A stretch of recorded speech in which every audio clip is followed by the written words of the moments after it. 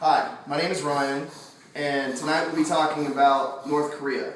Now, as you can see here in a picture from space, you've got Japan here, completely illuminated in some of the major cities, South Korea as well, but then there's just a big drop-off in North Korea. Not really a whole lot of illumination or anything for that matter going on, it seems like. And that's a picture from space. Now, it didn't happen overnight like that. Basically what happened is after World War II, the Korean Peninsula was given back to the two main allies, which was the Soviet Union and the United States. Communist Soviet Union took over the north, and United States, which is obviously not communist, took over the south. Now, when you've got that much difference in ideals on one peninsula, you're going to have some tensions that arise.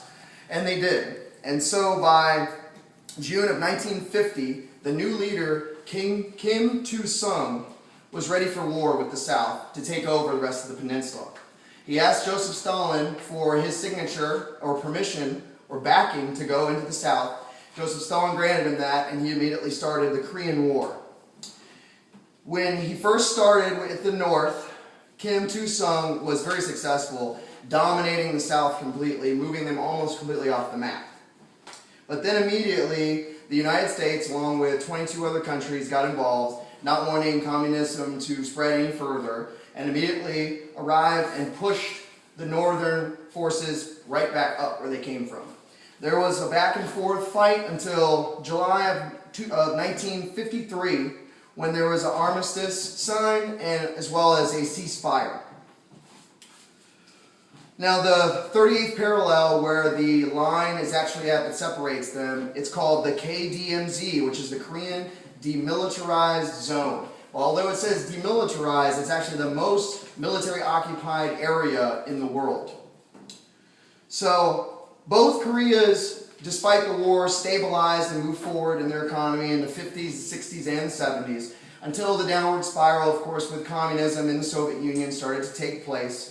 And by 1991, when the Soviet Union basically fell, there was a giant flood, which ultimately caused a devastating famine to North Korea. The Great Famine, called the Arduous March, resulted in 300,000 to 800,000 deaths per year between 1993 and 1997, mostly from famine-related illnesses such as pneumonia, tuberculosis, and diarrhea. Cannibalism was also reported during this famine. Currently, North Korea is the fourth largest military country in the world, only behind the United States, China, and India. It is widely described by scholars around the world that North Korea is a totalitarian government, which means that the government controls all things public or private. Freedom of religion basically does not exist, nor does really any religion for that matter. In 1946, for example, when Kim Il-sung took reign over North Korea, over 166 priests all of a sudden died or mysteriously disappeared. A watchdog company called Open Doors, which investigates Christian persecution around the globe, estimates there's 50 to 70,000 Christians that are kept in North Korean prison camps. Less than 200 Americans have even been to North Korea in the past 60 years. And if you do, or if you are granted entrance into the country, you must be accompanied by 2 or more guides your entire visit. Also, recently, North Korea bought 16,000 cameras from China for the sole purpose of surveilling in a mass surveillance of their own people. To give you an example of North Korea and the way things work, food, housing, healthcare, and education are all given to you in its entirety for free. And there has not been a tax since April of 1974.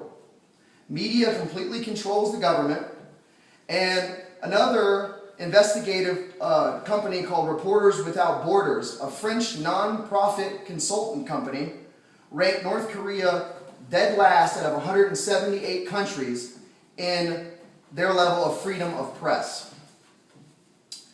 There aren't really any TVs in Korea, and if you do have one, it's basically filled with rhetorical, evil American, imperialistic movies or heroic tales of the North Korean leaders defeating evil imperialists of the West.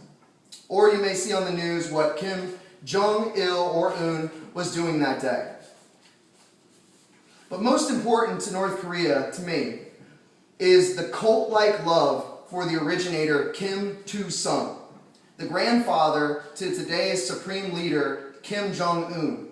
Kim Il-sung led North Korea in the Korean War, like I talked about earlier, and implemented communism with a purification and homogeneous society unlike anywhere else in the world. Nearly every person in North Korea is North Korean. There isn't any other types of people. Everyone is of Korean heritage. It is the most homogeneous country in the world. It's like a bubble with no outside sources. All the information is created from the inside, nothing comes from the outside. And the 100% control over the culture that the leaders have possessed for so long has created a dire love for the leader. So much so that a 14-year-old died last year when she jumped into a flash flood to rescue a couple pictures of her eternal leaders. And the writer B.R. Myers argues that the worship of Adolf Hitler is very unlike that of the Kim dynasty. So in the news today, we've got things like Kenneth Bae, who is being detained for reasons we don't even really know, and North Korea really doesn't even want to tell us. You've got Rodman, who makes a fool out of himself and tries to befriend them. And then you've got the continuous provoking rocket firing near South Korea.